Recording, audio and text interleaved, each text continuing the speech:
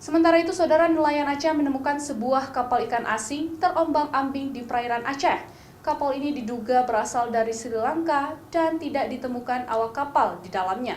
Saat ini polisi masih menyelidiki penemuan kapal tanpa ABK tersebut. Kapal fiber yang diduga milik nelayan Sri Lanka ini ditemukan sekitar sepekan lalu di perairan zona ekonomi eksklusif perairan Samudra Hindia sekitar 50 mil dari pantai ujung raja Pulau Aceh. Oleh nelayan setempat, kapal selanjutnya ditarik dan kini ditempatkan di sekitar hutan bakau di Desa Dea Glumpang, Kecamatan Meraksa, Banda Aceh. Menurut informasi warga sekitar, kapal ini ditemukan tanpa ABK. Kapal ini sudah bersandar sejak sepekan terakhir.